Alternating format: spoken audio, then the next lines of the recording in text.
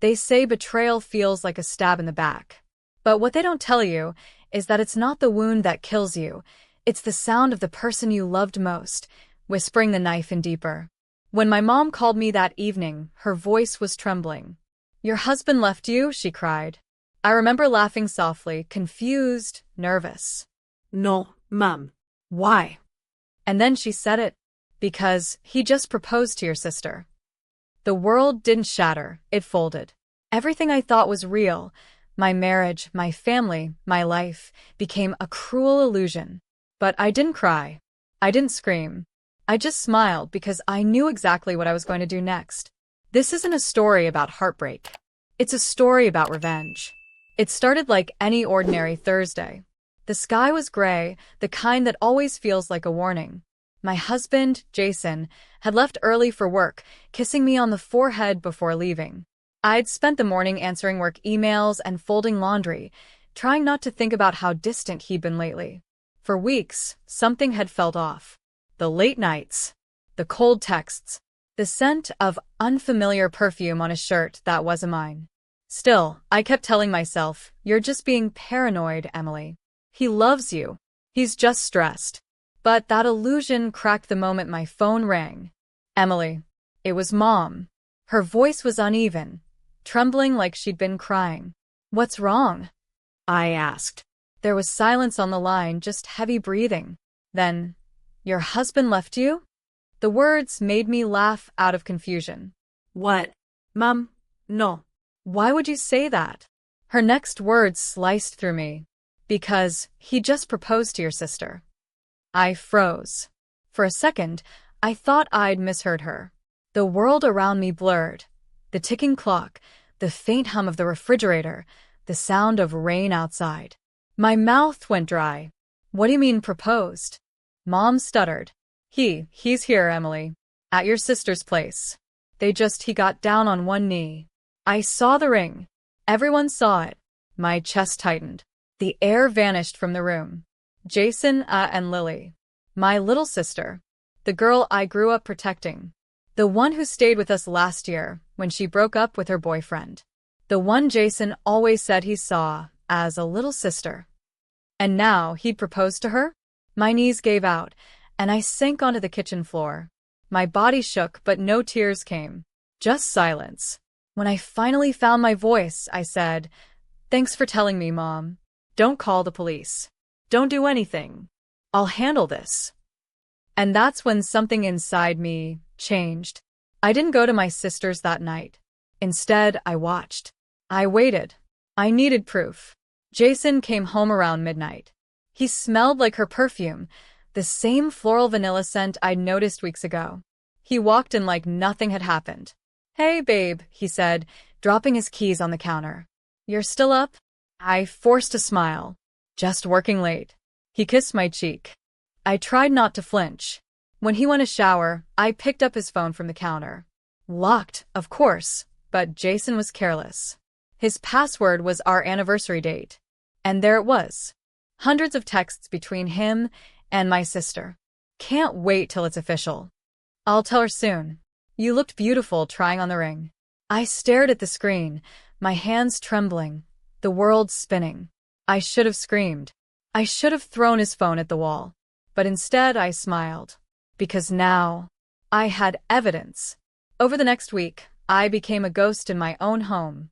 Quiet, observant, calculating.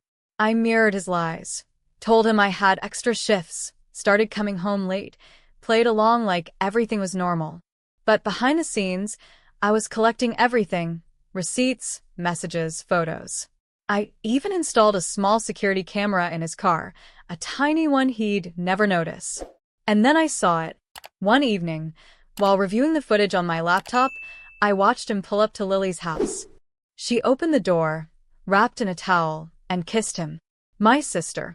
My husband. That night, I packed a small suitcase and quietly moved into a hotel downtown. I didn't confront them, not yet. Because confrontation ends the game. And I was just getting started. I hired a private investigator. I wanted every detail: where they met, when it started, who knew. In 3 days, I had it all. The affair had been going on for nearly 8 months, since the night Lily had cried to me about her breakup and Jason offered to drive her home. I'd been sleeping next to a liar, and my sister, my own blood, had been the accomplice. But instead of crying, I planned. If they wanted to play pretend, I'd write the final act. 2 weeks later, I invited them both to dinner. I told Jason I wanted to reconnect. I told Lily I missed her. They showed up together, pretending not to be nervous. Jason wore his fake smile. Lily wore guilt like cheap perfume. The dinner table looked perfect, candlelight, wine, a roast in the oven. I played my role flawlessly, cheerful and warm. So, I said mid-meal, you two seem closer lately. Jason chuckled. We've just been helping each other out, you know? Lily's eyes darted to him. Yeah, just catching up. I smiled. That's wonderful. Because tonight, I have a little surprise for both of you.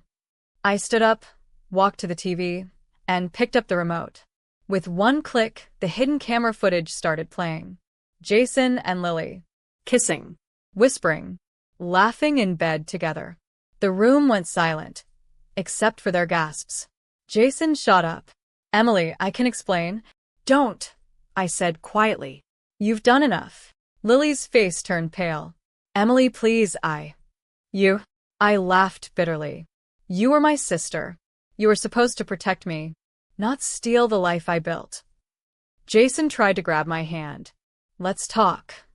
I stepped back. You should probably call your lawyer instead. I reached into my purse and tossed 2 envelopes on the table. Divorce papers for you, I said to Jason. And this one, I looked at Lily, is for Mom, copies of everything. She'll love seeing the ring you thought I didn't know about. Jason's voice cracked. You can't do this. Oh, I already did. What they didn't know was that I'd already transferred all joint accounts, canceled his credit cards, and leaked the affair to Lily's ex, a man with a very influential law firm. By morning, Jason's company would know about his conflict of interest, and Lily would lose her job, since she worked at the same firm. I didn't raise my voice. I didn't cry. I just watched as everything they built on lies began to crumble. When Jason stormed out, slamming the door, Lily stayed behind, crying. Emily, she whispered, I'm so sorry. I looked at her, the sister I once adored, and said softly, I hope he was worth it. Then I turned, walked out, and never looked back. That night, I drove to the ocean. The air was cold, the waves dark and restless. I stood there, barefoot in the sand, and finally let the tears come. Not because I lost them, but because I lost the illusion that love meant safety. And as the first light of dawn broke over the horizon, I whispered, they broke me to pieces, but I turned every piece into a blade. This wasn't the end of my story. It was the beginning of my freedom.